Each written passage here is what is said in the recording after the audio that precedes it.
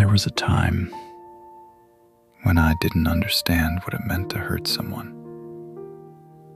Back then, life felt simple. School was just noise, laughter, and finding ways to make the day more interesting. I didn't think about consequences. I didn't think about other people's feelings. And then, she transferred into our class. Her name was Shoko. She couldn't hear.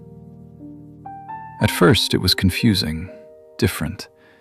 She communicated through a notebook, writing down everything she wanted to say. She tried to smile, tried to fit in, even when it was clear she was struggling. And I made her life worse. It started small. Jokes, teasing, things I thought were harmless. But they weren't.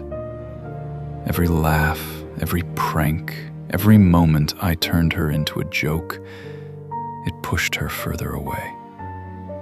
And the worst part? She never fought back. She just kept trying to be kind, trying to belong, trying to understand why no one understood her. And I took advantage of that. Day after day, it got worse. The class joined in. The teachers ignored it.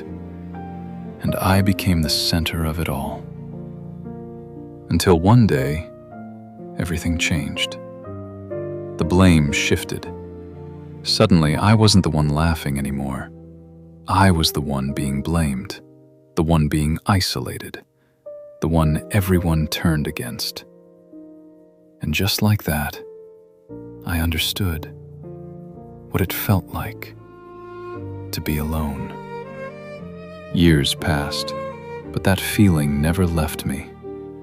I stopped looking people in the eyes. I avoided conversations.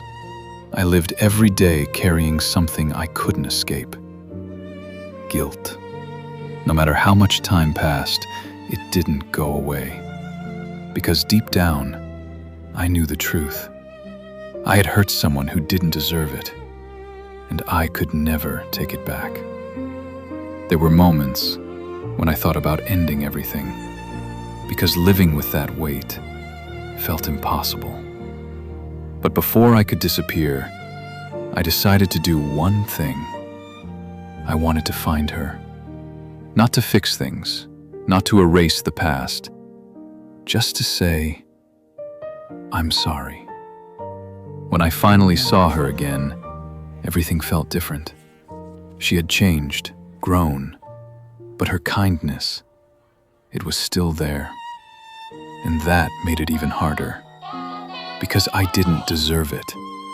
I struggled to even speak to her. Words felt heavy, meaningless.